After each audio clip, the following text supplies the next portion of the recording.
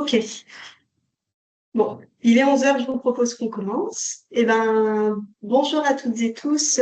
Merci beaucoup pour votre présence donc, à ce webinaire qui est dédié à la compréhension de l'aléa sécheresse en Bretagne, organisé par Ambition Climat Bretagne, donc en partenariat avec Brave avec l'Observatoire de l'environnement Bretagne, le Haut Conseil breton pour le climat et donc également en partenariat avec l'Université de Rennes et le Forum Marée Atlantique.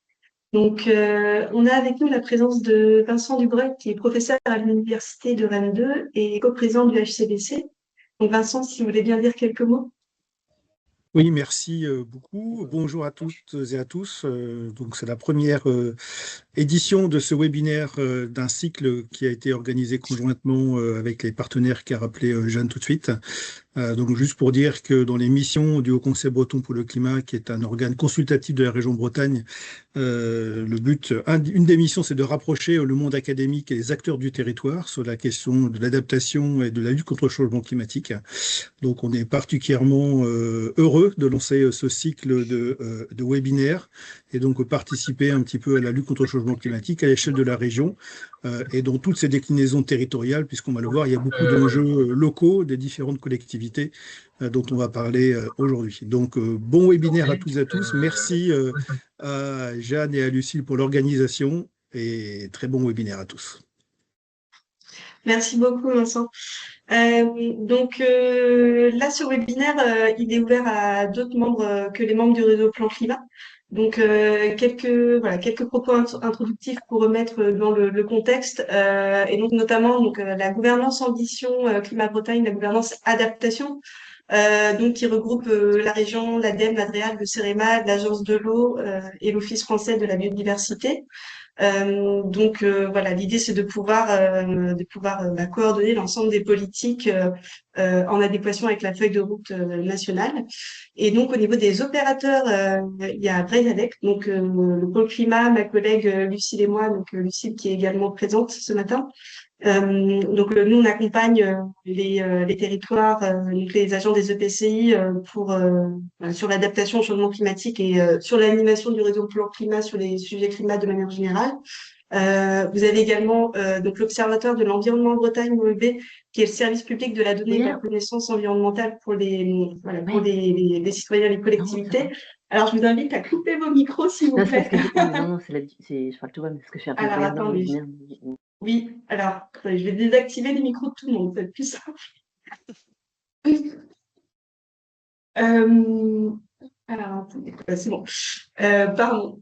L'OEB qui produit les données. Donc, évidemment, si vous avez besoin de données, je vous invite à les contacter, donc notamment Pierre Darancière qui est présent ce matin, et évidemment d'aller consulter leur plateforme Mon territoire à plus 4 degrés et les autres publications.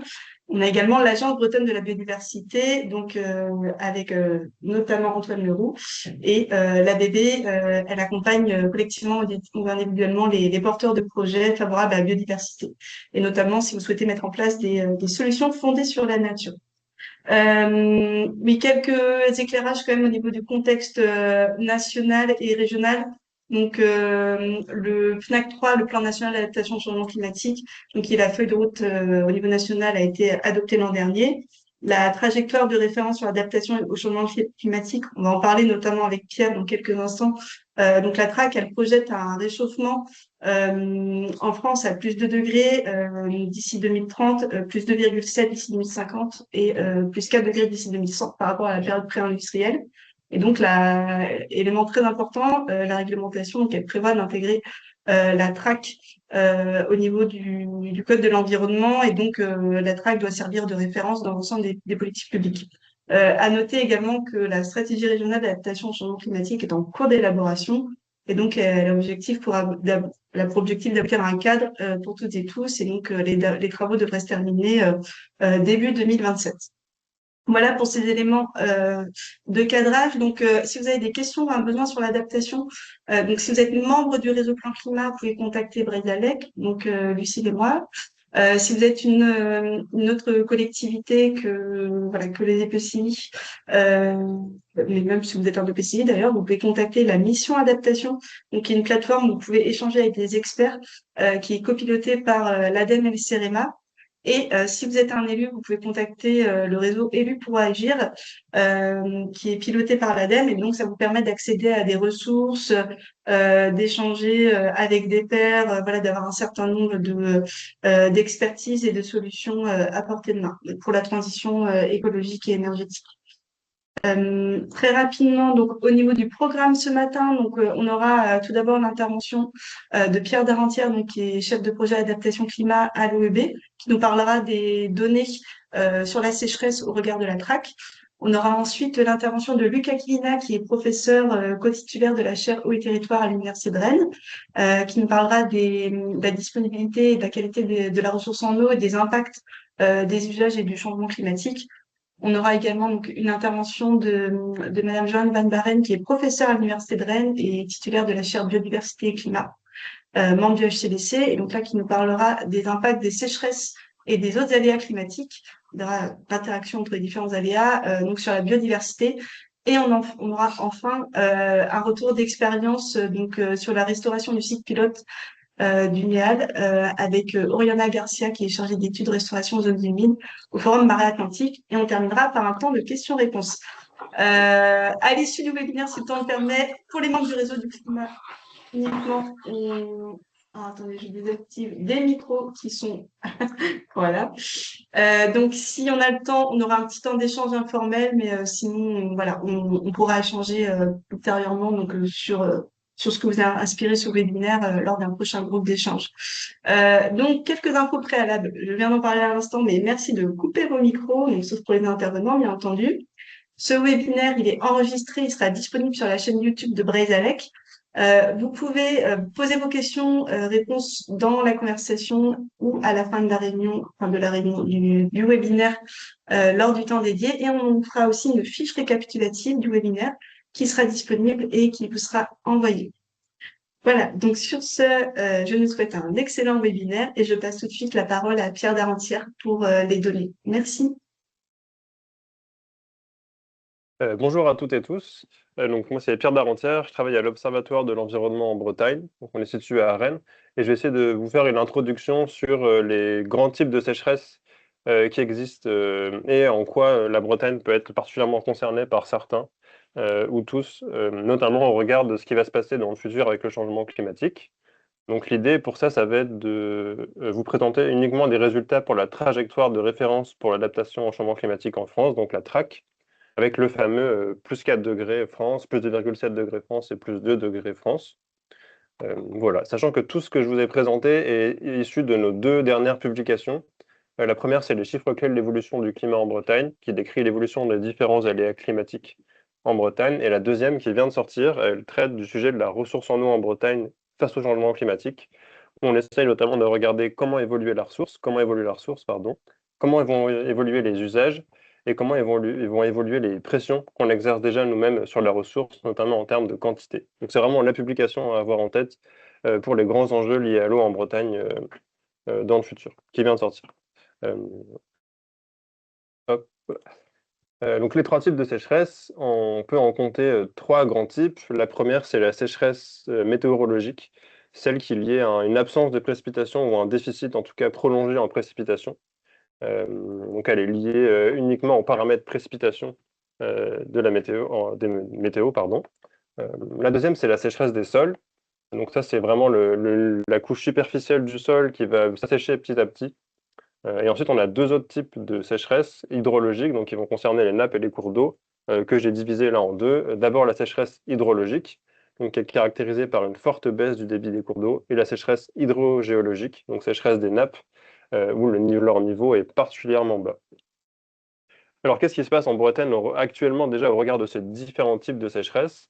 Il faut savoir que par rapport à la sécheresse météorologique, on a un fort gradient en précipitation entre les monts d'Arrée et plus généralement l'ouest du territoire et la partie est, avec notamment 2 fois moins de pluie sur l'année qui tombe à Rennes qu'à Brest. Il faut aussi savoir que les sécheresses des sols touchent davantage le sud et l'est que l'ouest du territoire. Si on regarde vraiment le centre des monts d'Arrée, on peut avoir jusqu'à 15 jours sans pluie par an en moyenne, alors que sur la région du sud, du Morbihan, on va plutôt avoir 31 jours. Donc on a déjà des inégalités face à la vulnérabilité liée aux sécheresses météorologiques, ou en tout cas la météo n'est pas la même partout liée pour ce type de sécheresse. Au niveau des sécheresses des sols, on va retrouver ce gradient est-ouest avec beaucoup plus de jours de sol sec, avec sol sec dans le sud-est de la région et beaucoup moins sur l'ouest.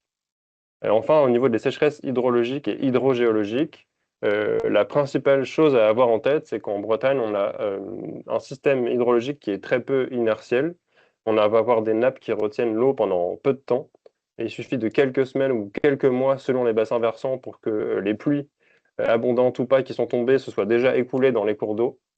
Et ça nous rend particulièrement vulnérables par rapport à d'autres régions où il va y avoir beaucoup plus d'inertie des nappes phréatiques, avec des nappes qui vont se vider en beaucoup plus de mois, voire années. Donc en Bretagne, pour le dire autrement, un hiver très pluvieux n'est pas du tout garant d'un été à l'abri des sécheresses. Et maintenant, je vais vous dérouler les différents types de sécheresses et ce qui va se passer les concernant dans le climat futur. Donc là, c'est un graphique qui représente les cumuls de précipitations en été en Bretagne. Donc plus la barre est basse et bleue, plus c'est un cumul qui était important, qui est tombé sur là. Donc ce qu'on voit avant tout, c'est une forte variabilité des précipitations d'une année sur l'autre. C'est une variable météo qui est très, très variable. On constate du coup l'année 2022 qui est une année où il a plu moins en été que les autres années. Et si on regarde maintenant ce qui se passe dans le futur, donc je vous ai mis deux simulations différentes parmi un ensemble de 17. Une à gauche qui est un modèle plutôt chaud et pluvieux, donc qui va être relativement pluvieuse, donc assez optimiste sur l'évolution des précipitations en Bretagne. Et une deuxième simulation juste à droite, qui elle est plutôt asséchante, donc qui va être assez pessimiste au regard de l'ensemble sur l'évolution des précipitations. Et on voit qu'à l'horizon 2100 de la trajectoire de l'État, donc plus 4 degrés, on a dans tous les cas une baisse des précipitations estivales en Bretagne. Cette baisse, donc, qui concerne la sécheresse météo, elle est aussi associée à une évolution négative des sécheresses des sols, puisqu'on voit que quelle que soit la simulation, le niveau d'humidité minimale du sol va baisser. Donc là, c'est le même principe. Plus la barre est haute et bleue, plus on considère que le niveau minimal d'humidité dans le sol est resté haut dans l'année. Et on voit bien que plus on avance dans le futur, quelle que soit la simulation, plus on va reconnaître des niveaux d'intensité de sécheresse des sols ou d'humidité minimale du sol particulièrement faibles. Donc pour vous faire un panorama global de l'évolution des sécheresses météo et des sols dans le futur en Bretagne, en commençant par la sécheresse météo, donc on va avoir, quel que soit le degré de réchauffement, une baisse des précipitations estivales, sachant que les projections s'accordent plus pour plus 4 degrés et un peu moins pour 2,4, 2,7 degrés, où il y a un peu plus d'incertitude. Et on va avoir des périodes sans pluie de plus en plus longues, et ça, il y a un fort accord entre les simulations des plus 2,7 degrés en France. Si maintenant on s'intéresse non plus uniquement aux précipitations, mais aussi aux températures qui vont engendrer de l'évaporation d'eau par le sol et les plantes, qu'on appelle l'évapotranspiration potentielle, on voit que cette évaporation va augmenter quel que soit le degré de réchauffement, de plus 11% avec 2,7 degrés en France et jusqu'à plus 18% pour plus 4 degrés en France. Et là, on a déjà un fort accord dès 2,7 degrés. C'est également le cas pour ce qu'on appelle le bilan hydrique ou le bilan précipitation moins évaporation. On regarde ce qui ne va pas être évaporé par le sol et les plantes parmi la pluie qui est tombée sur le territoire. On voit qu'on a déjà un fort accord sur une baisse dès 2,7 degrés, avec moins 45% de précipitations efficaces entre avril et septembre.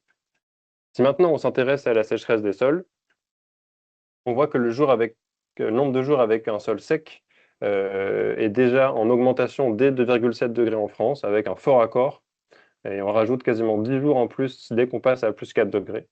Et c'est également le cas de nombre de jours avec sol très sec.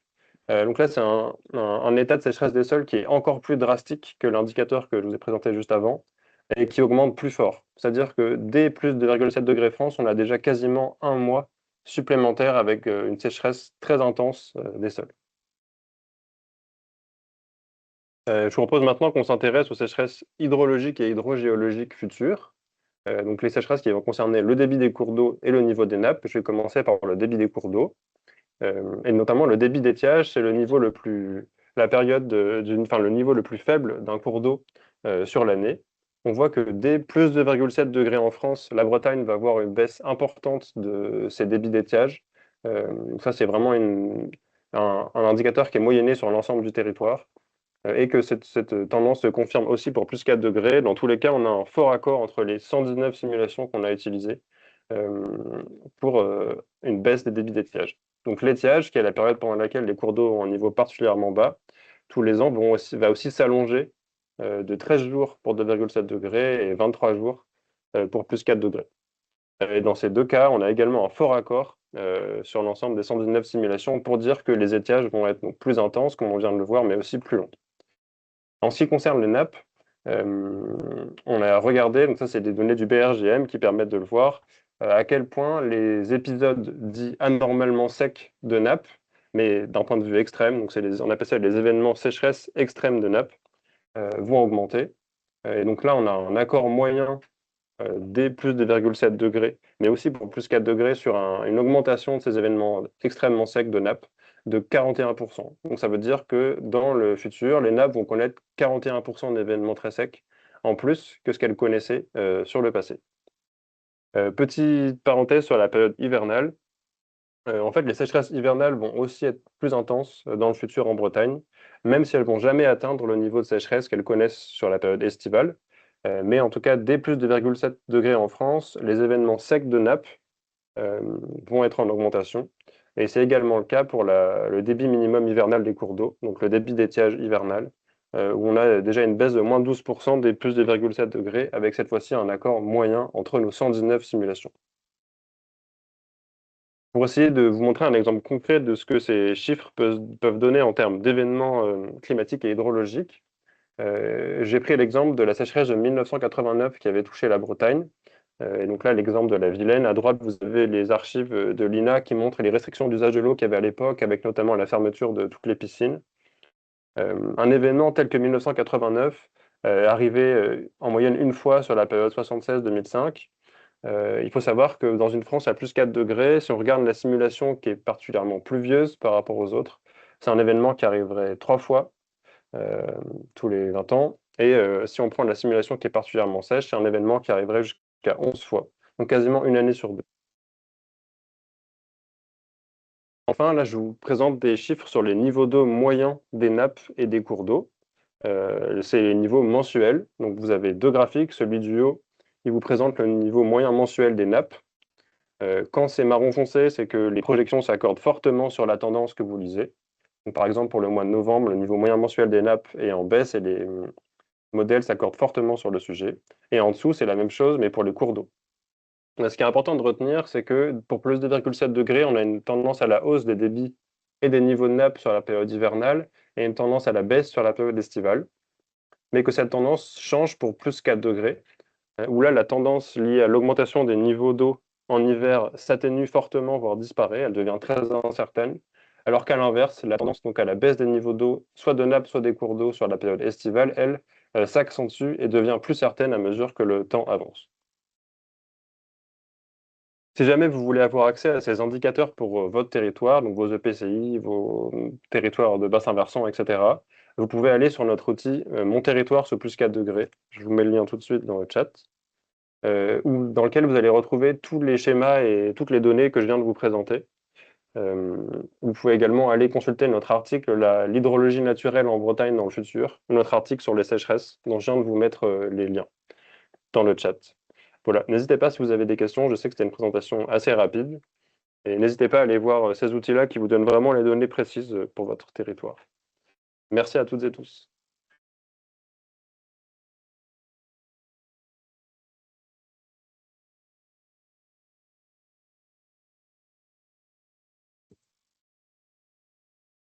Bonjour à toutes et à tous, je vais prendre directement la suite après Pierre.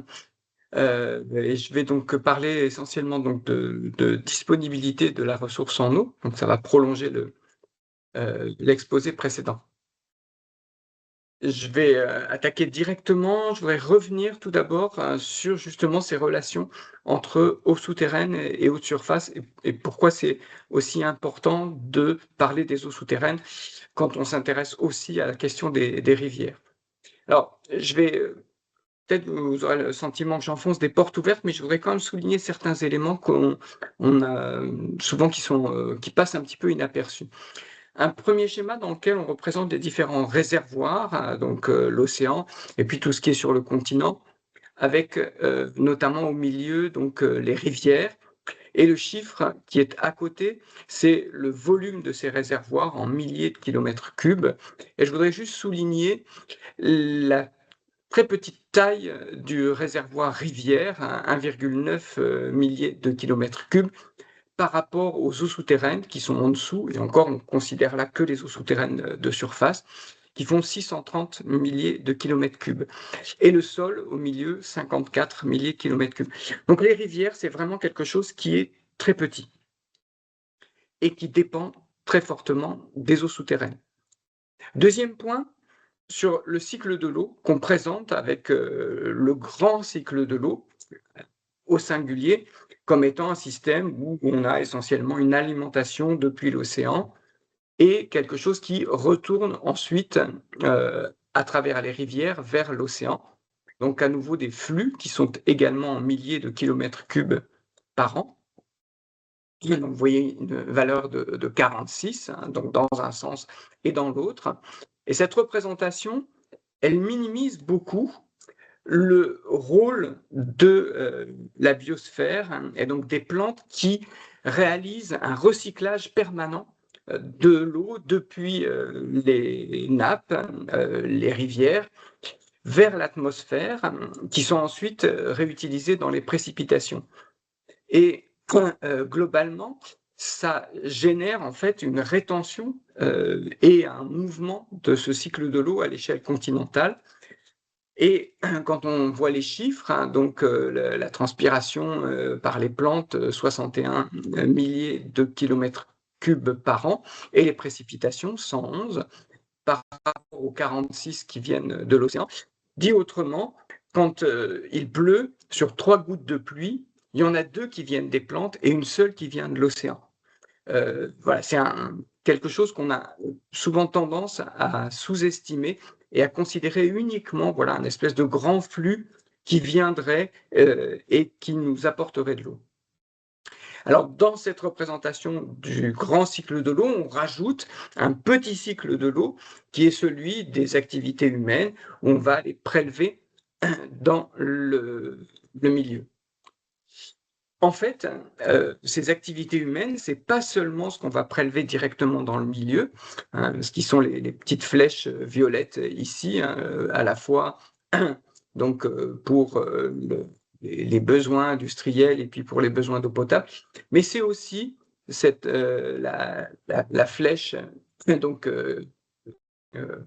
violette plus grosse qui représente l'eau qui est utilisée par l'agriculture, mais à travers les surfaces agricoles, pas directement prélevées dans les rivières. Au total, les activités humaines, on est sur entre 20 à 25 milliers de kilomètres cubes par an. Donc, vous voyez que c'est une valeur qui est finalement assez importante, pratiquement la moitié de ce qui arrive de l'océan. Et à peu près un quart de l'ensemble des précipitations.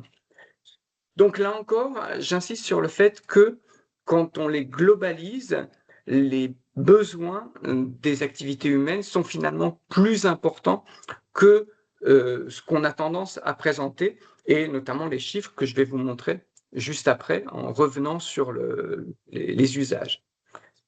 Dernier point sur lequel je voudrais insister, c'est justement ce lien entre nappes et rivières et le compartiment du sol qui joue vraiment un rôle fondamental avec une réserve donc, qui est relativement importante à l'échelle globale, mais qui est assez étroite en termes de profondeur. Le sol, c'est 1 mètre à peu près, et donc dans lequel cette réserve évolue, et notamment, elle diminue fortement du fait du couvert végétal à partir du printemps. Et donc, c'est seulement en hiver qu'on a donc les précipitations efficaces qui permettent l'infiltration et la recharge vers la nappe qui remonte dans cette période-là, éventuellement un petit peu selon les endroits durant la période estivale. Donc, si on prend en compte cette période qui va permettre de reconstituer le niveau des nappes, qui vont servir de réservoir à la rivière, Pourquoi c'est important? Parce que si on donne un code couleur entre vraiment ce qui est les précipitations en violet, ce qui est dans le sol en violet plus clair, puis dans la nappe en surface en bleu ciel et dans la nappe un peu plus profonde, c'est-à-dire à 10, 20, 30 mètres de profondeur en Bretagne, et donc en bleu foncé, eh bien, la répartition dans la rivière, on voit que les nappes sont réellement prépondérantes, et notamment durant toute la période estivale, toute l'eau qui est dans la rivière provient de la nappe, soit de la partie de surface de la nappe, et en grande partie dans la période estivale, de la partie profonde de la nappe. Et donc voilà, même si on a tendance à dire, et c'est tout à fait juste, hein, Pierre l'a rappelé tout à l'heure, les nappes de Bretagne sont des systèmes qui sont relativement réactifs, qui s'épuisent rapidement, mais il n'empêche qu'il reste absolument fondamental dans l'alimentation des rivières. Et ça m'amène à souligner la fragilité et la sensibilité de ce système, avec l'exemple de cette année, où on est passé d'un système très pluvieux. En février, on avait en Bretagne, vous voyez sur la couleur bleu foncé, un système excédentaire, beaucoup de pluie, des nappes qui étaient en très bon état. Et puis, entre mars et avril, on a basculé avec une limitation de ces précipitations et un sol qui s'est déjà asséché. Et cette diapo réalisée par Météo France et le BRGM, elle a déjà 1 mois, donc elle est avant la canicule actuelle qui va conduire à un assèchement des sols beaucoup plus important. Donc, ce qui se passe montre vraiment la sensibilité du système. Même dans un système avec des fortes précipitations, eh ben, on commence à être vraiment soumis à un aléa important et à des tensions, notamment sur les sols et donc sur la capacité des nappes à régénérer le système.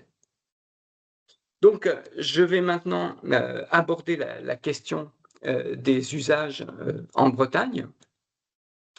Donc, je ne reviens pas, Pierre l'a dit tout à l'heure, hein, il pleut 2 fois plus sur l'ouest de la Bretagne. Hein, donc, quand on parle de la Bretagne, ce n'est pas un système homogène. Mais globalement, les précipitations, c'est 26 milliards de mètres cubes en moyenne sur l'ensemble du territoire.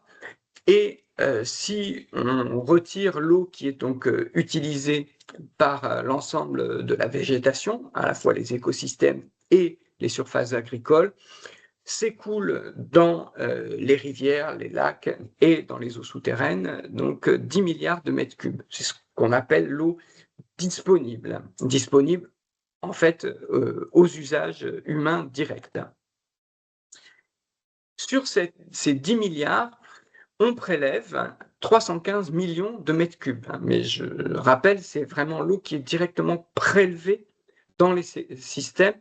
Donc, ça ne prend pas en compte l'eau qui est utilisée par les surfaces agricoles, mais qui est l'eau qui tombe du ciel. Et c'est un peu contre-intuitif. En Bretagne, l'essentiel des usages vont pour l'eau potable. L'agriculture n'utilise qu'à peu près 20-25% de la quantité totale donc, de ces 315 millions de mètres cubes.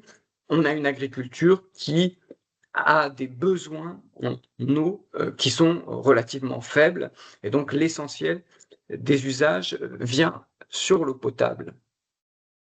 Et on pourrait se dire, c'est 3% de ces 10 milliards, c'est vraiment extrêmement faible. Et c'est donc 1,5% de la quantité totale qui tombe. Mais les schémas que je vous ai montrés précédemment sont justement là pour dire non, attention, ces chiffres-là sont un peu trompeurs. Pardon, je suis passé trop vite. Et donc, si on regarde les chiffres donc, à l'échelle hexagonale, la valeur donc, de l'eau disponible, c'est 8%. C'est 3%, donc de l'eau prélevée pardon, sur l'eau disponible, c'est 8% par rapport aux 3% en Bretagne. Donc, on voit qu'en Bretagne, on est dans une situation relativement privilégiée. Mais il n'empêche, pardon, à l'échelle hexagonale, cette fois-ci, c'est bien l'agriculture qui est responsable des 2/3 à peu près des usages. Mais surtout, ce qu'on voit, c'est que durant la période estivale, ces prélèvements, même s'ils semblent un pourcentage peu important, ils représentent, selon les régions, de 40 à 90% de la ressource en eau durant la période estivale. Et c'est vraiment le point le plus sensible du système hydrologique. Les rivières qui représentent un volume extrêmement faible, eh bien, et dont le niveau diminue pendant l'été, ben, c'est le système dont on dépend et c'est celui sur lequel on met le plus de pression durant la période estivale. Donc c'est vraiment l'endroit par où on va avoir des tensions qui ont déjà commencé, qui sont déjà très fortes dans d'autres régions françaises, mais qui sont vraiment le point névralgique de notre système. Et donc, je vais illustrer de manière un petit peu différente de celle de Pierre, mais avec des chiffres qui sont assez cohérents, l'impact du changement climatique en me focalisant justement sur cette question des débits dans les rivières. Alors tout d'abord, je voudrais rappeler qu'on est dans un système où les rivières sont déjà dans un mauvais état écologique, à la fois une question qualité sur laquelle je n'ai pas le temps de revenir, mais aussi sur des questions de morphologie et donc de débit. Et on a perdu en Bretagne, par rapport à début du XXe siècle, à peu près la moitié des zones humides, et la moitié qui reste présente une forte altération des fonctions. Donc globalement, on est dans une région avec des écosystèmes qui sont relativement dégradés et donc qui ne jouent pas suffisamment leur rôle de rétention de l'eau ou d'infiltration. Et c'est dans ce contexte-là que s'ajoute le changement climatique, donc, qui a été commenté donc, tout à l'heure, en montrant très clairement comment, même si on est moins certain sur plus d'incertitude sur la question des précipitations, et que la Bretagne est une région où, à un horizon de 20-30 ans, on ne sait pas exactement si on va gagner ou perdre un petit peu en termes de précipitations, mais sur les précipitations estivales, Pierre l'a bien dit tout à l'heure, il y a un accord extrêmement fort sur le fait que oui, on va vers des sécheresses estivales beaucoup plus marquées. Et donc c'est dans ce cadre-là qu'on a travaillé dans la chaire Eau et Territoire en partenariat avec les gestionnaires de la ressource en eau, et on a modélisé un certain nombre de bassins versants, donc dans la partie plutôt sèche de la Bretagne, et en s'interrogeant sur le caractère exceptionnel et la probabilité de voir dans le futur un événement comme celui de 2022. Et donc, ce qu'on a regardé, c'est le nombre de jours par année où le débit dans les rivières est inférieur au 10e quantile historique. Donc, c'est une valeur qui est plus élevée que la sécheresse hydrologique de 89, mais qui est quand même une valeur très basse. C'est donc les 10% les plus bas. Et donc, dans ce graphique, ce qu'on va montrer, c'est le nombre de jours chaque année où le débit est potentiellement inférieur. Donc, plus on est haut dans ce graphique, et plus on est sur une année avec des très faibles débits hydrologiques. Et donc, on a utilisé 12 modèles climatiques. Et donc, ce qu'on va voir, c'est apparaître pour chaque année une petite barre qui va représenter en fait l'incertitude. Et pour rentrer dans le détail, on utilise le scénario climatique 8.5 qui va être abandonné par le GIEC, mais avec un scénario en termes de précipitation qui, lui, était plutôt un scénario optimiste. Donc, globalement, on va dire que c'est un scénario médian qui est sans doute pas très loin du scénario pessimiste qui était présenté par Pierre tout à l'heure. J'ai eu une petite interruption. Est-ce que c'est bon pour tout le monde? Oui, oui, c'est bon, on vous entend, Luc. Ouais. Ok, ça marche, je continue. Donc, voici ce que ça donne. On voit très clairement une évolution, hein. Le code couleur, c'est plus on est bleu, plus on a donc des débits forts, plus on est rouge, plus on a des débits faibles. On voit très bien que la tendance vers des débits beaucoup plus faibles, donc des sécheresses hydrologiques, elle dépasse l'incertitude qu'on peut avoir d'ici à la fin du siècle. Et donc, pour le représenter, on a donc les années 76 et 2022 qui sont à peu près au milieu du graphique. Et ça nous permet donc de réfléchir à quelle est la probabilité de retrouver ce type d'événement dans le futur, qui était donc la question posée par les gestionnaires, mais que tout le monde se pose. Et donc, la quantification, c'était que, grosso modo, jusqu'en 2020, c'était à peu près une année sur 4.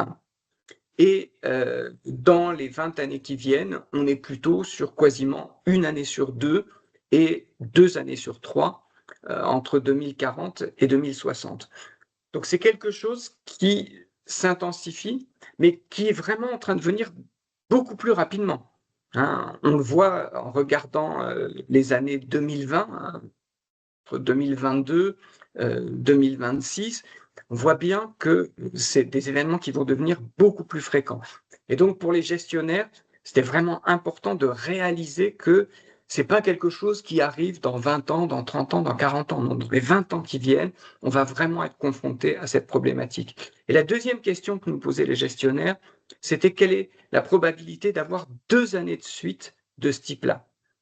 Et cette probabilité, elle était nulle jusqu'à aujourd'hui, mais on voit que dans les 20 ans qui viennent, on peut avoir non seulement 2 années, mais voire même 3 années de suite.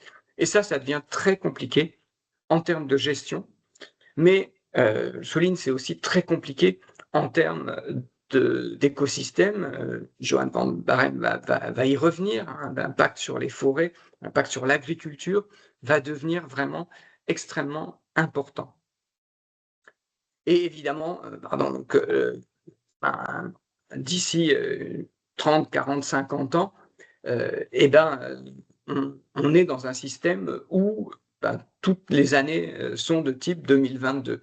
Et comme le disait Magali Reguezazit ce matin à la radio, finalement, cette année, c'est une année sans doute parmi les plus fraîches des années futures que nous allons vivre.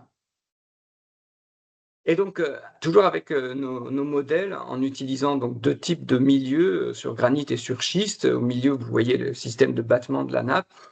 On peut également prévoir ce qu'on observe à droite, c'est-à-dire le développement puis la rétractation du réseau hydrographique pendant l'été, avec en orange la partie qui est donc intermittente.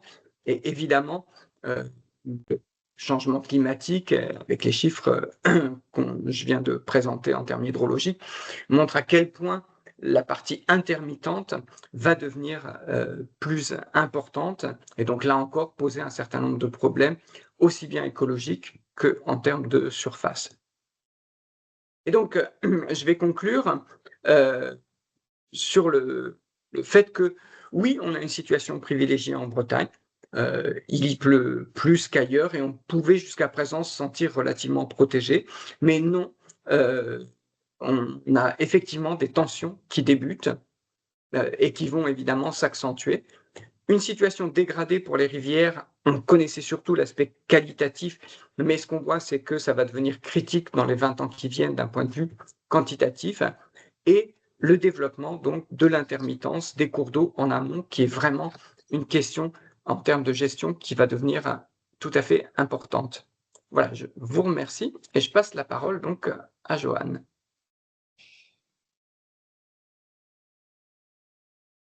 Merci beaucoup, Luc, pour cet exposé. Donc, je rappelle, vous pouvez poser vos questions dans la conversation et puis on entend les questions-réponses à la fin. Johan, est-ce que vous arrivez à faire défiler vos diapos? Sinon, n'hésitez pas à me dire. Ouais, il y a juste Voilà, super. euh, Ça pour, fonctionne bien. pour avoir la petite, enfin pour montrer des choses sur les diapos, c'est Oui, il faut cliquer en bas à droite pour faire défiler les diapos. non pas pour les faire Sinon, défiler, mais pour montrer quelque chose, un pointeur.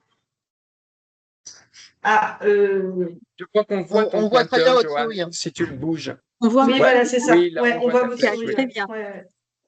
Super. Donc bonjour à tous, merci beaucoup. Donc, je vais vous parler en fait de l'impact de la sécheresse, enfin, et des aléas climatiques en général sur la biodiversité. Donc, on vous a bien dit là dans les interventions précédentes que les années consécutives de sécheresse allaient augmenter et que la Bretagne n'était pas à l'abri. Donc là, c'est juste un rappel. Donc avec des exemples. La première chose, c'est l'impact de la biodiversité sur les cours d'eau. Donc ça, c'est pas mes propres données de recherche, hein, c'est celles de Christophe Piscard. Donc en fait, ce qui va se passer pour les rivières, ça c'est une étude qu'il a faite autour de Lyon, mais ça va se passer de la même façon.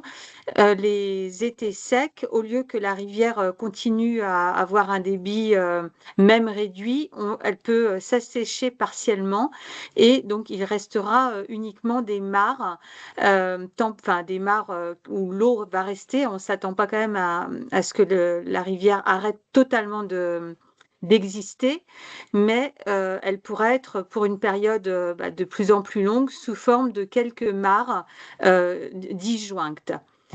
Alors, quel est l'impact sur la biodiversité? Donc là, les études ont été faites sur des crustacés, hein, des petits cladocères. Donc, il y a plusieurs espèces qui coexistent dans ces rivières-là.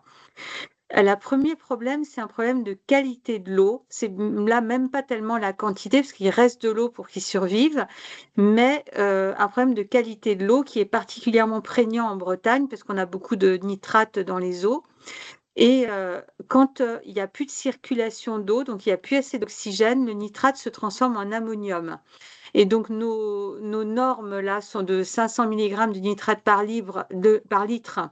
Ça pose pas de problème particulièrement pour les oiseaux, pour les poissons, mais le nitrate en manque d'oxygène se transforme en ammonium et avec des concentrations de 0,1 mg par litre, on aboutit à déjà des fortes mortalités de poissons. Donc, vous voyez, on était à 50 mg pour déjà un niveau pas si toxique que ça, à 0,1 mg, là, ça devient déjà très toxique. L'autre problème, c'est qu'une partie de la végétation va se retrouver émergée. Et donc, les feuilles vont devenir plus dures et non comestibles. Et en lien avec la quantité d'ammonium, quand les feuilles sont immergées, donc quand elles sont sous l'eau, là, on a le taux de nutrition qui va baisser seulement à une certaine concentration d'ammonium. Mais si les feuilles sont émergées, beaucoup plus rapidement, le taux de nutrition va baisser. Et donc, en fait, non seulement les animaux seront empoisonnés, mais en plus, ils n'auront plus de nourriture, quoi. Pas plus assez de nourriture. Alors, l'autre problème, c'est que du coup, ça va causer de la mortalité sur ces espèces-là. Et l'eau revient ensuite après la période de mare, là, l'eau se remet à circuler. Et dans ce cas-là, les espèces vont potentiellement revenir, enfin se réhomogénéiser dans la rivière. Mais en fait, nos rivières n'ont pas de résilience. Ça veut dire que ici, en T1, vous avez la communauté d'espèces avant l'événement d'ASEC, T2 pendant qu'il y a eu ces mares, et T3 quand la rivière est redevenue en eau. Et là, on voit qu'il n'y a pas de ressemblance en fait entre T1 et T3, enfin peu d'espèces communes. Ça veut dire que il y a des espèces qui auront réellement disparu de cette rivière-là à cause de cet événement-là. Alors que si la rivière était résiliente, eh bien, avant, on aurait notre communauté et après l'événement, là, pendant l'événement, effectivement, il y a des problèmes, mais après l'événement, on retrouverait la même communauté. T1 et T3 sont à peu près superposés. Mais en fait, nos rivières ne sont pas résilientes, donc on aura une perte de biodiversité, une homogénéisation de la biodiversité, avec que quelques espèces généralistes plus résistantes. Donc, la solution pour ça, c'est préserver les zones humides. Donc, ça, c'est vraiment ce qui est extrêmement important en ce moment, parce que les zones humides constituent des réservoirs d'eau. Elles limitent l'augmentation des températures, elles restituent l'eau en été et grâce à la connectivité avec les eaux souterraines, elles permettent d'avoir des cours d'eau plus résilients. Donc, si on veut, enfin, on sait que ces événements d'assec vont se produire. Si on veut qu'il n'ait pas un impact trop fort sur la biodiversité, il va falloir conserver les zones humides alors qu'on est en train justement de continuer à les assécher depuis des dizaines d'années. Alors, second exemple, là, qui porte plus sur mes recherches, c'est ce qui se passe en grande culture.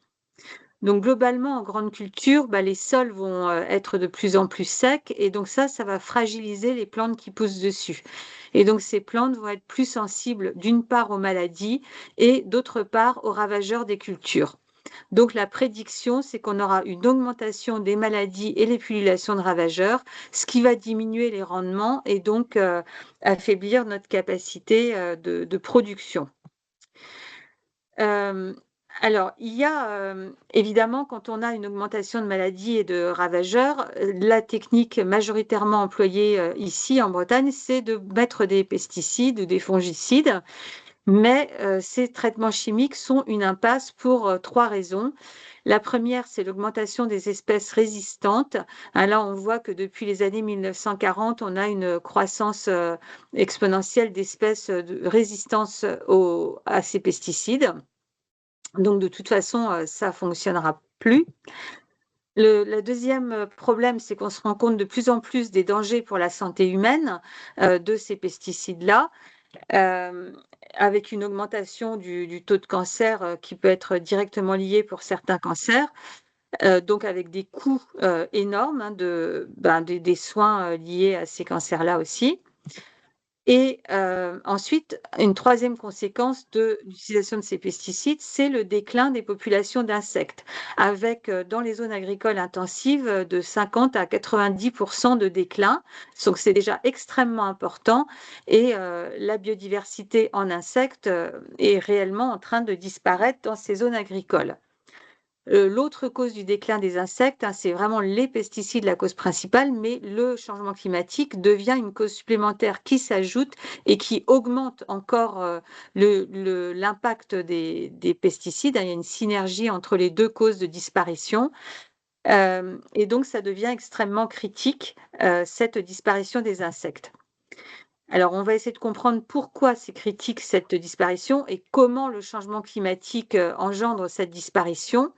Donc ça, c'est lié au réseau trophique. Donc on a un champ de blé, par exemple, la plante, le blé, qui est attaqué par un phytophage, le puceron, qui est lui-même mangé par un prédateur, un ennemi naturel, qui va être mangé par un oiseau et ainsi de suite. Donc ça, c'est les chaînes trophiques.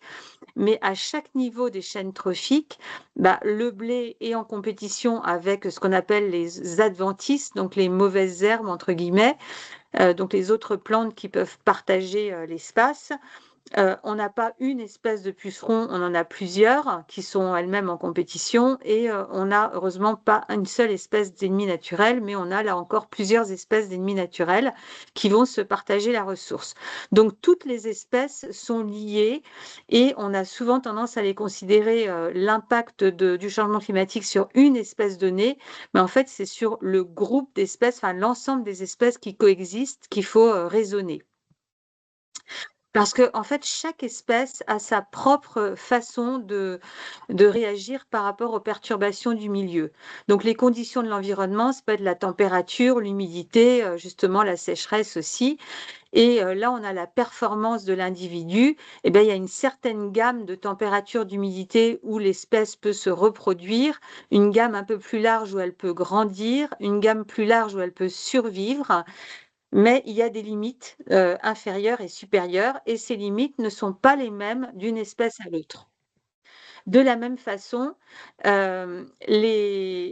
le changement climatique, ce n'est pas une seule chose, c'est l'augmentation des moyennes des températures, mais aussi le réchauffement des hivers, le réchauffement des nuits et principalement l'augmentation de la fréquence des événements extrêmes, donc les sécheresses, les inondations, les canicules, les coups de froid au mois de juin.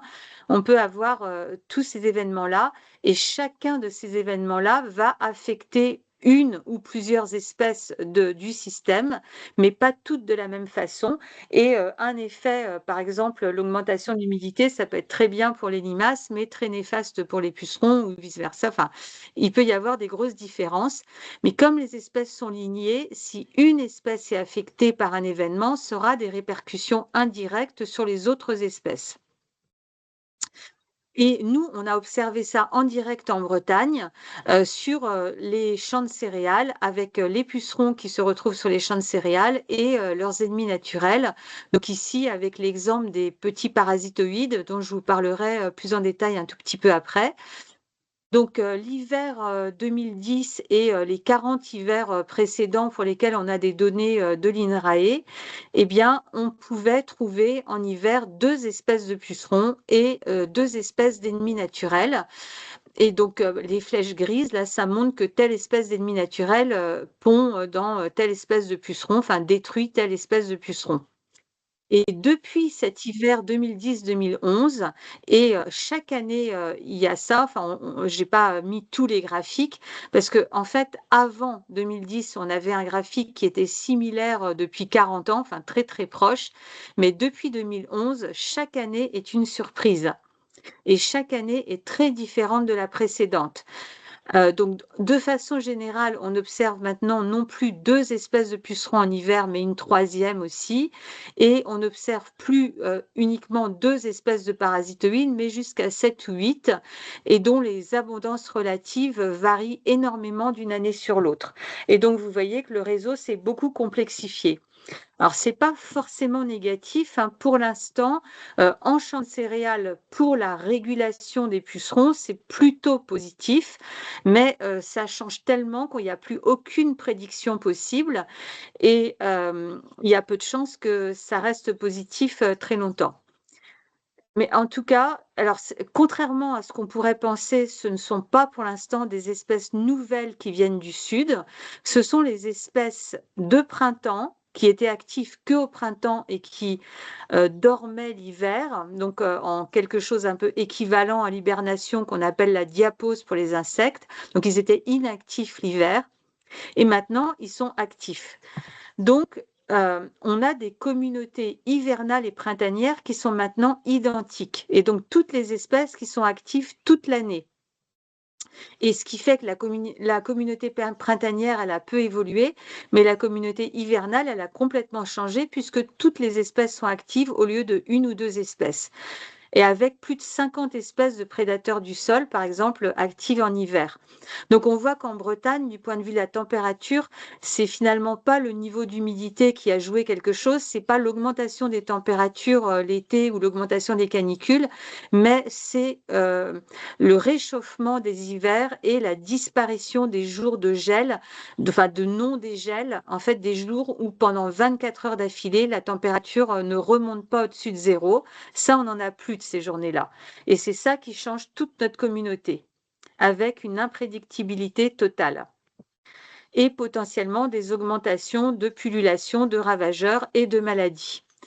Alors pourquoi ce déclin des insectes pose des gros problèmes en agriculture? Parce que la biodiversité dans les agrosystèmes est responsable de ce qu'on appelle les services écosystémiques. Donc services de formation du sol, de production primaire, de recyclage des nutriments, nourriture, fibres, carburant, services esthétiques, mais régulation. Donc la pollinisation et la régulation des insectes ravageurs par leurs ennemis naturels. Alors, par exemple, pour la pollinisation, eh bien, on sait qu'avec abeilles, on peut produire tous ces fruits et légumes. Si on n'a plus d'abeilles, notre régime alimentaire va être extrêmement restreint parce que 300 000 espèces animales visitent 308 000 espèces de plantes. 80% des plantes à fleurs nécessitent un vecteur animal et c'est même 90% sous nos latitudes. Donc, sans abeilles, plus de fruits, plus de légumes. Pour la régulation des insectes ravageurs des cultures, là je vous parle un peu de nos petits parasitoïdes. Quand on regarde là un puceron vivant, eh bien en fait souvent ce n'est pas un puceron parce qu'un parasitoïde a pondu dedans et son œuf dedans. Et à ce moment-là, la larve du parasitoïde va manger le puceron de l'intérieur et le transformer en ce qu'on appelle une momie. Donc ça, c'est la peau sèche du puceron, mais à l'intérieur, c'est un parasitoïde en développement qui va creuser un petit orifice et sortir. Et ce parasitoïde adulte va repartir à la recherche d'autres pucerons pour pondre dedans et les détruire. Et on sait que 90% des auxiliaires des cultures, prédateurs parasitoïdes, en fait, se développent mal quand on n'a que du blé à perte de vue ou que du maïs à perte de vue. Ils ont besoin d'habitats semi-naturels supplémentaires, donc des haies, des bandes fleuries, des jachères, pour accomplir leur cycle de vie. Mais c'est le cas pour seulement 50% des ravageurs qui, eux, se contentent très bien de la culture. Donc, si on veut une action de ces ennemis naturels, eh bien, il faut leur donner un milieu extérieur ou dans la culture, je vous en parlerai juste après. Par exemple, le petit parasitoïde que je vous ai montré à la diapo précédente, s'il peut se nourrir de nectar de fleurs, il peut vivre 3 semaines et tuer 300 pucerons dans sa vie. S'il n'a pas accès à du nectar de fleurs, il vit 48 heures et tue 30 pucerons dans sa vie. Donc, on multiplie par 10 son efficacité en lui offrant quelques fleurs. Alors, le coût économique de ça, pour les pollinisateurs, par exemple, pour la production d'abricots, on sait qu'en 2025, les producteurs pouvaient vendre en moyenne 3 500 € leur tonne d'abricots, mais les abricots dépendent à 95% des pollinisateurs pour leur production de fruits. Donc, les pollinisateurs ont rapporté aux producteurs 3 325 € par tonne d'abricots. Sans pollinisateurs, il faut trouver un moyen. Et les drones, ça va être beaucoup plus coûteux, ça augmente le bilan carbone et en plus, ce n'est pas efficace. Donc, les chercheurs estiment la valeur des services de pollinisation à 153 milliards d'euros par an, soit 10% de la production alimentaire agricole totale du monde. Et actuellement, 1 à 2 tiers des exploitations agricoles subissent des pertes de rendement par un manque de pollinisateurs. Et ça se traduit par une diminution de la production et donc une hausse des prix pour les consommateurs. Donc la production, elle diminue par le manque de pollinisateurs, par l'augmentation des maladies et des ravageurs et le manque aussi d'ennemis naturels. Tout ça à cause des pesticides et du changement climatique. Et donc, pour les pesticides, 70% des agriculteurs reconnaissent les effets néfastes des produits sanitaires, entre autres sur leur propre santé. 88% d'entre eux souhaiteraient changer de pratique si c'était financièrement rentable. Écologiquement, et pourtant, l'usage des pesticides n'arrête pas d'augmenter en France. Ça a augmenté au cours des 10 dernières années. Alors que écologiquement, des solutions alternatives existent. Et cette solution, c'est la diversification végétale. Donc le problème, il est plus scientifique, il est socio-économique. Donc quelles mesures mettre en place pour que les agriculteurs fassent cette transition? Quelles mesures socio-économiques? Alors, augmenter la biodiversité végétale, il y a beaucoup de possibilités. Soit à l'intérieur des champs cultivés, donc au lieu d'avoir du blé seul dans un champ, on peut faire blé plus pois, blé plus févrole, blé plus trèfle. On peut ajouter des cultures à floraison massive, même comme le colza ou le lin ou le sarrasin ou d'autres cultures. On peut travailler sur l'extérieur des champs, donc avec des haies et entre des espèces qu'on peut mettre dans les haies comme l'aubépine, l'églantine qui produisent des fleurs. On peut ajouter des bandes fleuries à l'extérieur des champs ou des jachères fleuries. On peut jouer sur la diversification temporelle. Donc, au lieu d'avoir blé-maïs, en Uruguay, par exemple, ils font des rotations sur 7 ans en incluant des prairies, une culture à floraison massive, même une pâture. On peut, à l'échelle du paysage, jouer, c'est-à-dire qu'au lieu d'avoir tous les champs qui sont en blé ou tous les champs qui sont en maïs, eh bien, on peut avoir un champ de sarrasin, un champ de lin, un champ de blé, un champ de maïs. Ça va réduire l'attractivité de ces champs pour les ravageurs et ça va augmenter le potentiel des insectes régulateurs. Alors, comment ça marche? On a les effets directs de la biodiversité végétale. Donc là, vous avez par exemple plein de champs différents avec beaucoup de bordures de champs différentes. Donc, on aura beaucoup de phytophages différents, beaucoup d'espèces différentes qui vont chacune être mangées par des ennemis naturels. Donc, ça va augmenter la diversité des ennemis naturels. Donc là, on aura des larves de cirques, des carapes, des araignées, des parasitoïdes, des coccinelles, des oiseaux qui vont manger ces phytophages, dont beaucoup ne sont pas des ravageurs des cultures.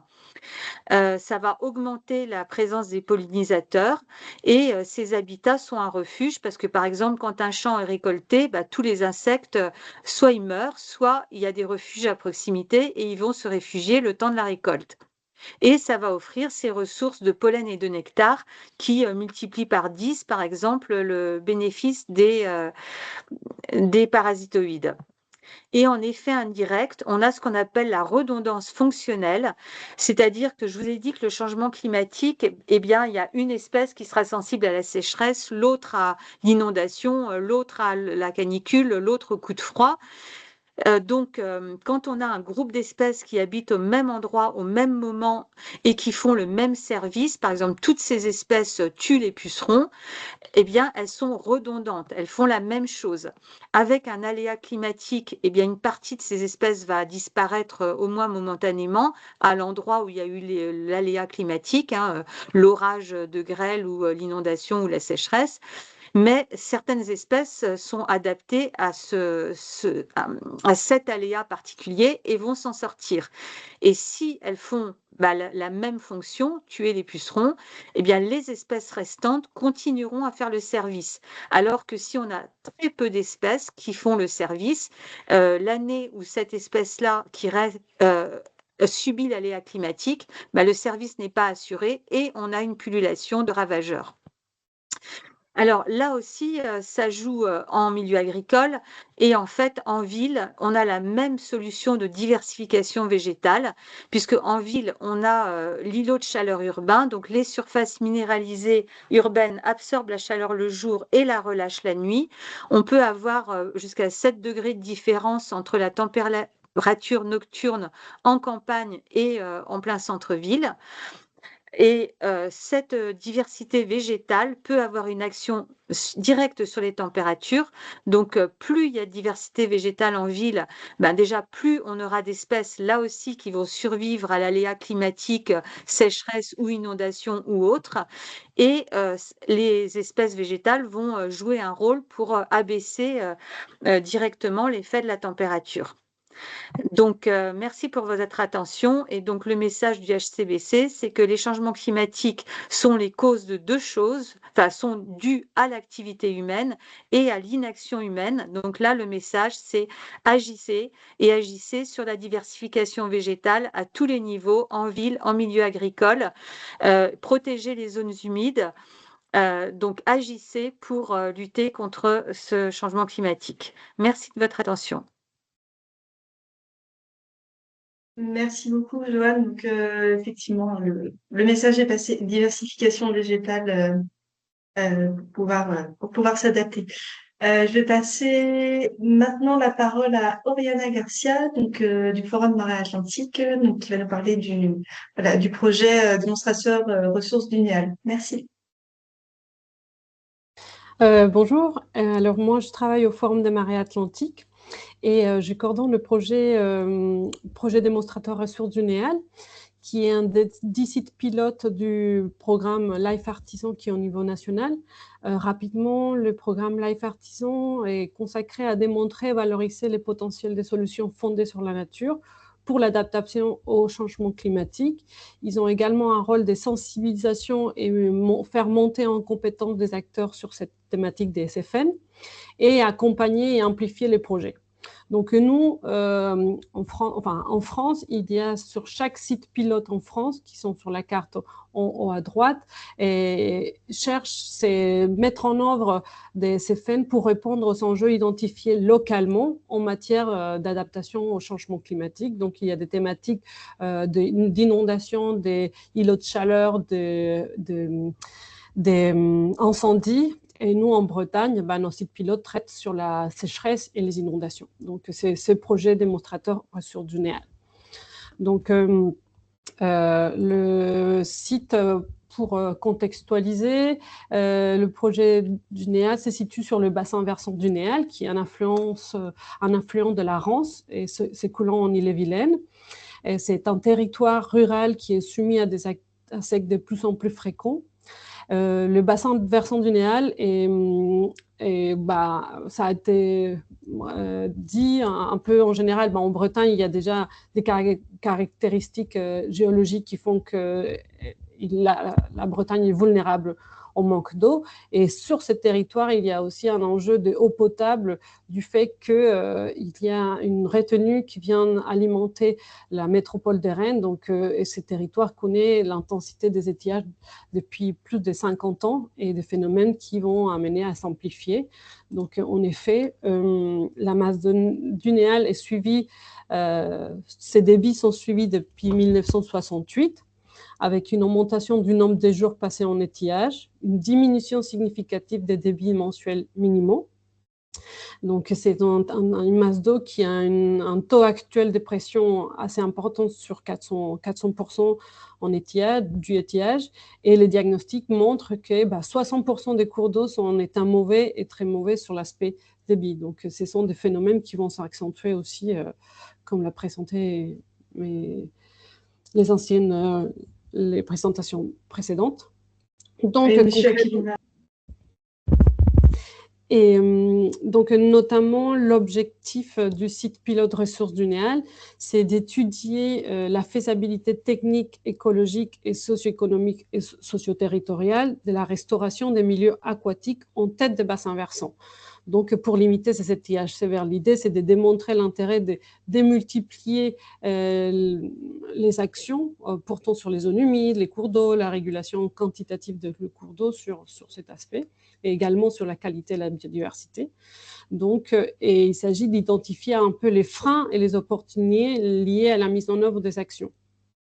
Donc, ça se fait à travers une expérimentation sur l'aspect aussi socio-territorial par une démarche de dialogue en amont du programme d'action, de comment on construit tous ensemble, comment les actions de restauration peuvent être possibles sur un territoire. Donc, actuellement, le territoire d'étude concerne 3 communes, Mignac-sur-Becherel, Irodoire et Landugeon, qui sont au nord-ouest de Rennes. Donc, la démarche est globale et le dialogue, la phase de dialogue qui caractérise notre projet. Alors, il faut savoir que ce projet est notamment co-construit en coordination le Forum des marées atlantiques, l'Université Rennes 2 qui est partenaire direct du site pilote et la communauté de communes Saint-Main-Montauban. Tous les travaux qui ont été réalisés ont été dans le cadre du contrat territorial Rance-Frémur. Donc, c'est eux qui réalisent les travaux. Nous, FMA, on est en appui pour la définition des itinéraires techniques. L'Université de Rennes 2 a réalisé une phase d'enquête que je vais présenter et l'idée, c'est aussi intégrer dans cette co-construction les usagers du territoire et les communes. Comment, par la compréhension des usages et les dialogues, on peut aboutir à mener des actions. C'est globalement l'objectif qui a été monté. Donc, il y a eu un diagnostic territorial sur l'aspect économique. Il y a eu une phase d'enquête. La phase d'enquête est notamment une semi-directive avec une méthode d'entretien compréhensif. À aucun moment de l'enquête, il y a eu une volonté de parler des travaux de restauration. C'est une enquête de savoir comment les acteurs du territoire aperçoivent déjà la rivière, quels sont les enjeux, comment ils aperçoivent les changements climatiques. Et cette phase d'enquête a montré que les agriculteurs perçoivent bien les changements passés du climat, des changements actuels. Ils voient bien des ASEC ou des à-coups hydrauliques, des inondations, mais en vrai, aucun problème d'approvisionnement d'eau, aucun manque d'eau a été pointé clairement. Donc, et ce qui fait que, en fait, le cours d'eau est avant tout un objet réglementaire. Donc, pour eux, il n'y a pas d'affection, c'est un fossé ou voilà. Et ce qui fait que pour le projet a été une problématique de se dire, eux, ils ne voient pas de problème, comment nous, on va venir leur proposer des solutions si pour eux, il n'y a pas de problème. Donc, même si nous, on a mené, il y a tout un suivi hydro sur les territoires depuis plusieurs années, voilà, qui montre bien qu'il y a des ASEC. Les agriculteurs et les usagers ne voient pas la problématique de manquer parce que tu ouvres les robinets, il y a toujours de l'eau qui coule. Donc, en parallèle, dès la phase d'enquête, le FMA a fait un diagnostic hydroécologique afin d'identifier des secteurs où les actions où les travaux permettraient le plus grand bénéfice sur l'aspect débit. Donc, c'est plus voilà, savoir quel secteur où les zones humides pourraient avoir un peu plus d'impact en restaurant les cours d'eau, où les bocages peuvent avoir plus de rétention, etc. Donc, on a fait en parallèle à la phase d'enquête ces diagnostics hydroécologiques et on est venu croiser avec les diagnostics suite aux enquêtes de l'université Rennes 2. Cette carte que le Rennes 2 a produit, c'est un peu un aperçu de comment les acteurs, comment les usagers évoquent ou sont plus ou moins ouverts au dialogue. C'est simplement pour que la technicienne milieu aquatique du territoire puisse dire « Ok, je vais plus ou moins cibler peut-être cette personne qui a évoqué être plus ou moins sensible aux enjeux de l'eau et son cours d'eau. » Voilà, au lieu de partir sur un territoire énorme, là, on a, je ne sais pas si vous voyez ma souris, mais ici, au niveau de la carte, il y a les têtes des bassins versants, donc toutes les sources des 3 affluents. Là, on voit 2, mais on prennent naissance sur cette région, donc c'était important de savoir vers où et où on va travailler. Donc, ce diagnostic territorial a permis de les croiser avec les diagnostics hydroécologiques et nous, on est parti pour se concentrer sur 2 affluents pour faire les maximums de travaux. Donc, en tête des bassins versants notamment, entre Mignac-sur-Becherel et Irodouer. Donc, actuellement, les principaux renseignements de ces diagnostics, c'est qu'en effet, on est sur des milieux très modifiés. Le contexte territorial est peu favorable à l'émergence de dynamiques collectives. Les changements climatiques est bien perçu, mais il est difficile de partager un diagnostic entre le manque d'eau et les usages. Et donc, ce qui fait qu'il y a tout un patchwork de positions envers l'idée de la restauration et sa difficulté, la mise en place de l'idée initiale qui était de partir sur un constat, la problématique d'eau et proposer des solutions. Toutefois, on est venu, on a continué à travailler notamment avec des élus. On commençait aussi à présenter qu'est-ce qui étaient les SFN, quelles sont les actions de restauration qui sont possibles, pourquoi, quel compartiment, quel objectif. Et on est parti justement à échanger sur les zones d'infiltration, quelles sont les zones d'exfiltration, c'est quoi les milieux récepteurs, et savoir, OK, quel est l'objectif, favoriser l'infiltration à travers quel type d'action, déperméabiliser, restaurer, voilà. Essayer de diversifier les actions et les combiner entre elles, entre les bocages, les zones humides, les cours d'eau, que tout soit très transversal.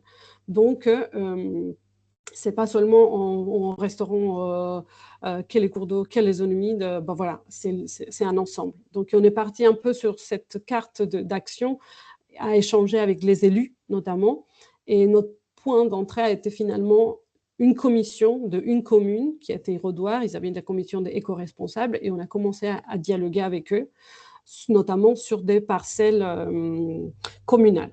Donc, on a réussi à faire des actions de restauration et je vais vous présenter rapidement les premiers résultats. Donc, on a eu notamment en septembre 2022 et en août 2023 2 travaux de restauration sur des parcelles communales. une ancienne station d'épuration et un cours d'eau qui était rectifié.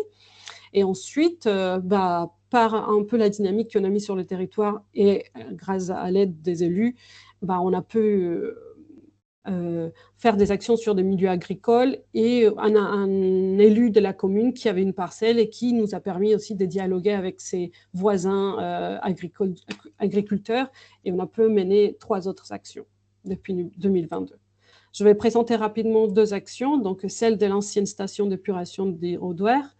Donc c'est on a fait la restauration de zones humides sur 1 hectare, la remise en talweg de cours d'eau et la suppression de remblais, et qui ont permis de restaurer cette ancienne lagune et une prairie à Thénon. En 2025, on a fait également des travaux sur une remise en talweg, un comblement de fossé. Je ne vais pas rentrer sur la typologie des travaux. Si vous avez des questions, il n'y a pas de problème. Donc, sur ce site, il faut savoir que nous, FMA, on avait en charge de aussi prouver. Il y a cet aspect de démonstration. Donc, chaque site qui a eu des travaux, on a mis en place des suivis. Dans l'idéal, les suivis devraient être mis en place depuis 2 ans avant travaux. Ce n'est pas toujours optimal. Mais par exemple, sur ce site, on a eu des suivis avec un réseau de piézomètres, sur la prairie et un limnimètre. L'ancien cours d'eau qui était rectifié, on le voit en bleu foncé, et les actions de restauration avec la remise en talweg du nouveau cours d'eau schématisé, il est en bleu.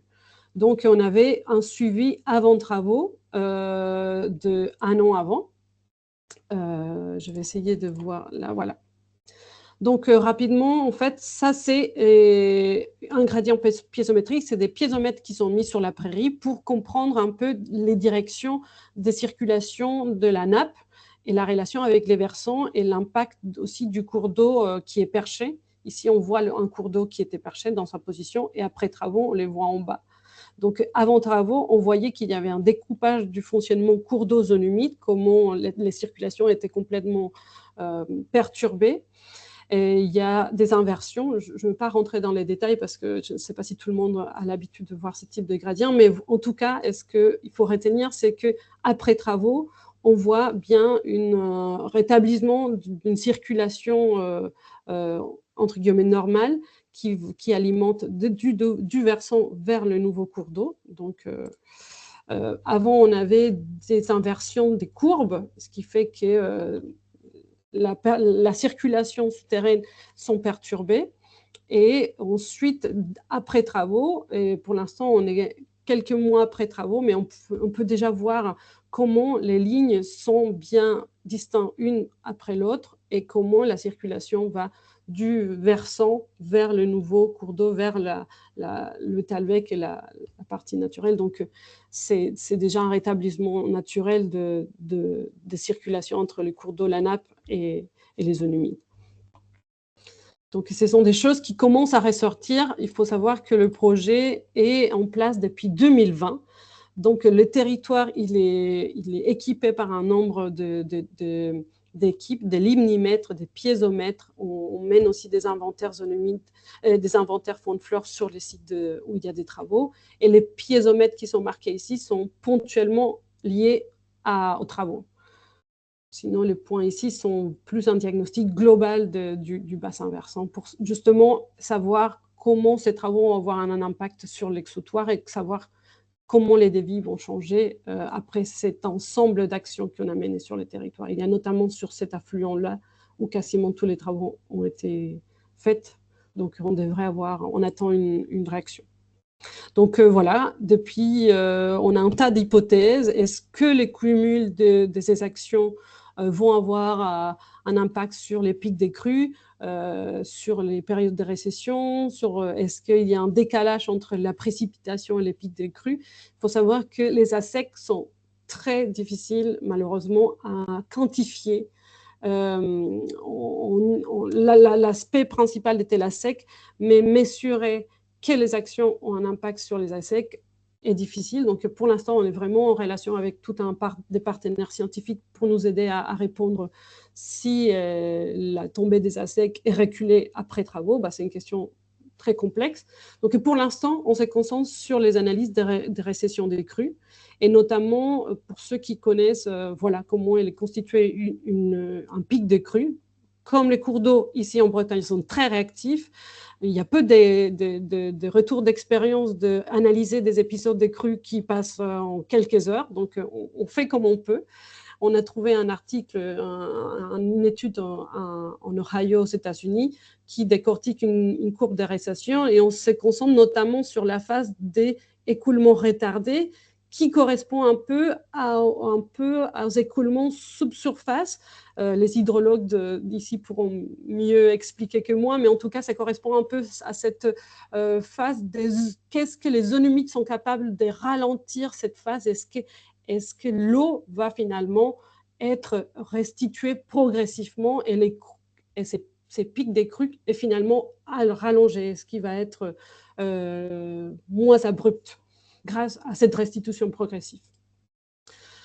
Donc voilà, actuellement, globalement, sur notre projet, on a des actions d'animation, donc qui est aussi important de soulever cette action présence sur les territoires, des présentations au conseil municipal, un atelier de restitution suite aux enquêtes, des conférences grand public. L'idée, c'était de multiplier les actions et l'animation pour que tout le monde puisse être impliqué, ou en tout cas qu'il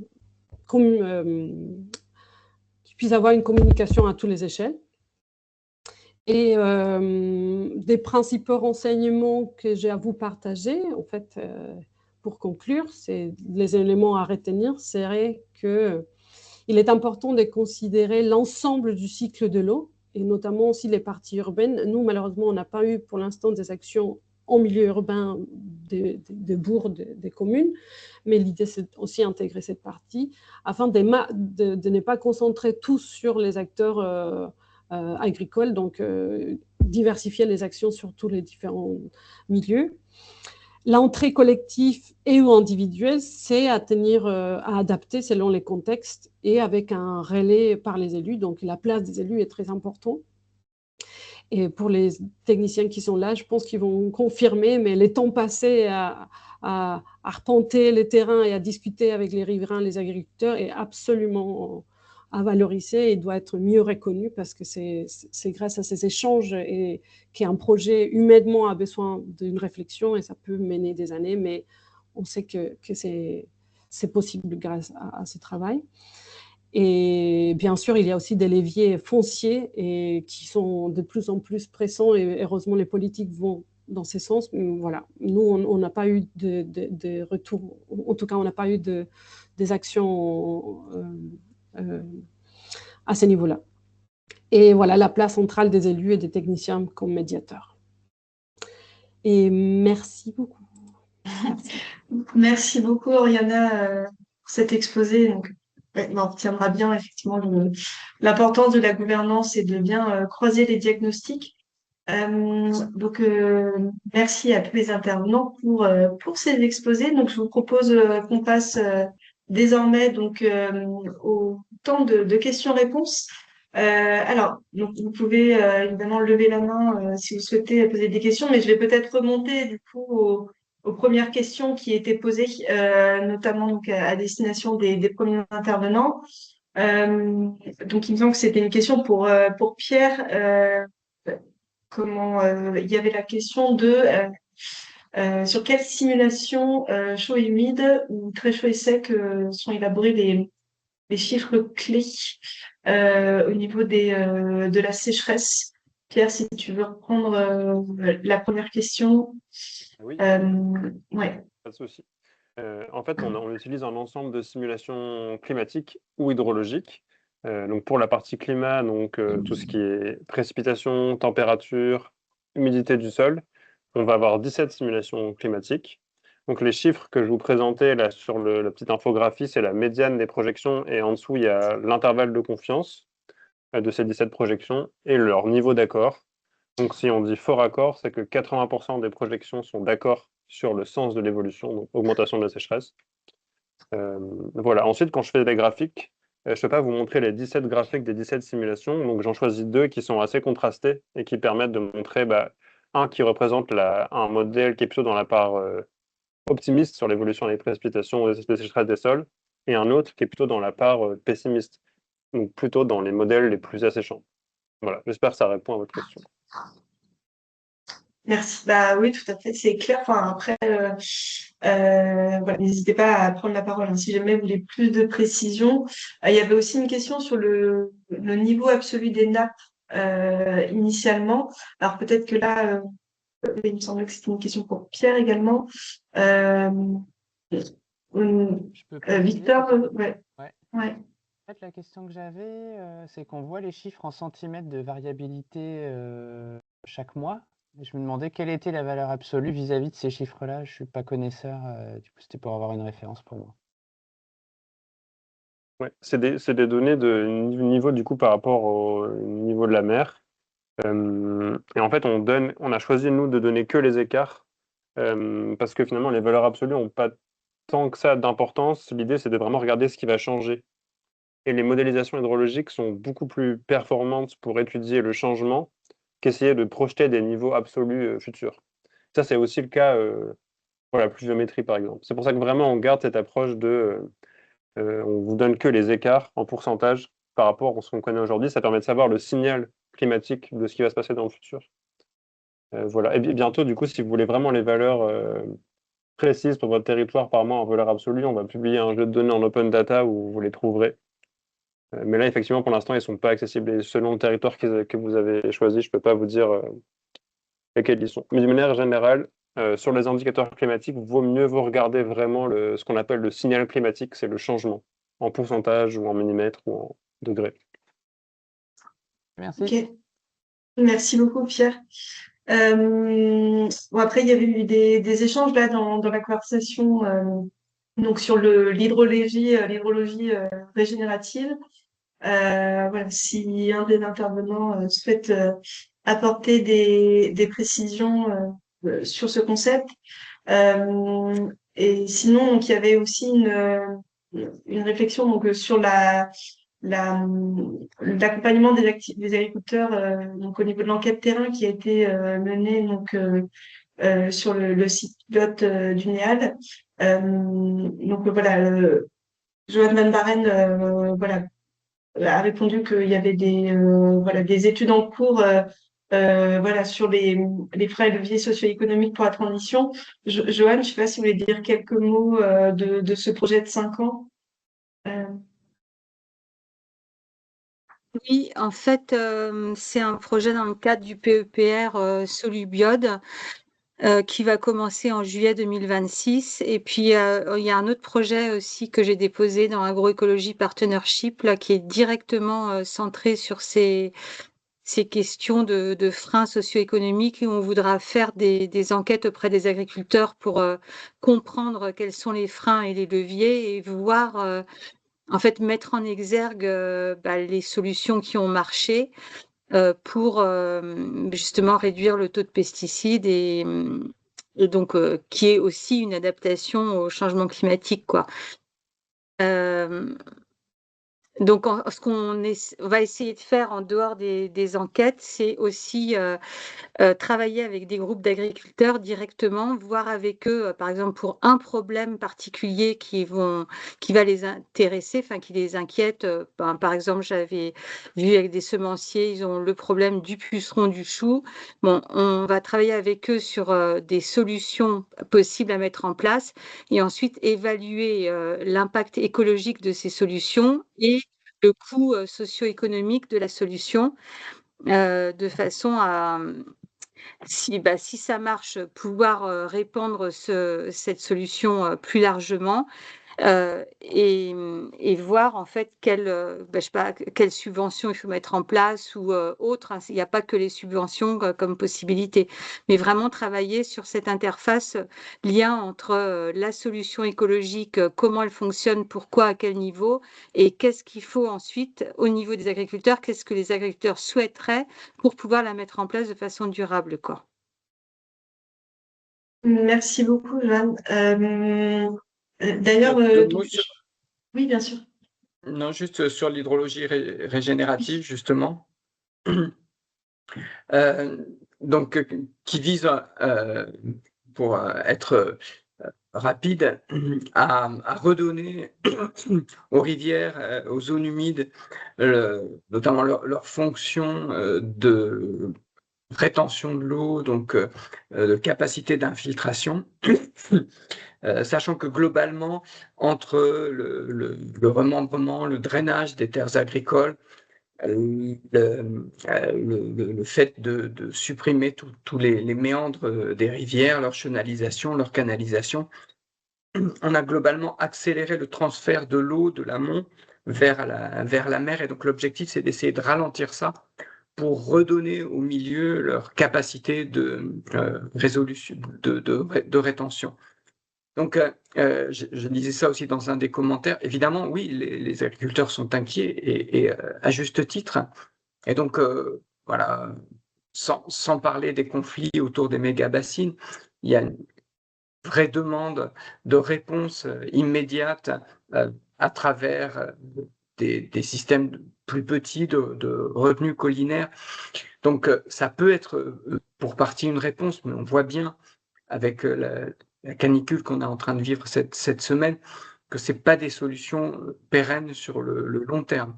Et donc, l'hydrologie régénérative implique vraiment d'avoir une vision un petit peu plus lointaine vers des systèmes plus robustes, et donc de redonner un certain équilibre entre la part dédiée au système agricole et puis la part dédiée aux écosystèmes, Johan en a parlé, et aux hydrosystèmes qui y sont liés. Merci beaucoup, Michel Quina, effectivement, pour ces précisions. Donc, toujours sur le sujet de l'agriculture, donc on a avec nous Laurence Lignot de la Chambre d'agriculture qui partage quelques outils et projets. Donc, Fermadapt qui permet de donner les clés aux agriculteurs pour s'adapter. Laurence, si jamais vous voulez prendre la parole pour dire quelques mots de ces projets, vous pouvez évidemment lever la main et prendre la parole. Mais sinon, effectivement, ouais, je vous laisse, je vous donne la parole. Rapidement, parce que c'est l'heure, tout le monde a faim, je pense. Ouais, tout à fait. Oui, Ouais, je on va vous invite terminer après. à récupérer les liens qui sont dans la conversation et à aller voir ces programmes qui sont terminés dans leur première version, en tout cas, et qui ont permis d'avoir énormément de ressources pour avoir des voies d'adaptation au changement climatique, sans oublier l'atténuation, bien sûr, avec les agriculteurs. Donc, j'en dirai pas plus, mais il y a des trajectoires types d'adaptation, il y a des leviers d'adaptation, il y a des cartes de risque, il y a plein de choses, voilà, avec tous les partenaires des programmes. Ouais, merci beaucoup pour ces précisions. Donc, de toute façon, donc on vous enverra une fiche récapitulative du webinaire avec différentes ressources, donc voilà, y compris ces projets-là. Donc, merci infiniment à toutes et tous pour votre participation. Merci aux intervenantes et intervenants. Et donc, voilà, on se retrouve le 18 juin pour le prochain webinaire de circonstances, puisque consacré aux fortes chaleurs et canicules. Merci à toutes et tous. Bonne journée. Merci à toi et à Brézalec pour l'organisation aussi. Merci, Pierre. Merci à toi. Merci à tous, au revoir. Merci, au revoir.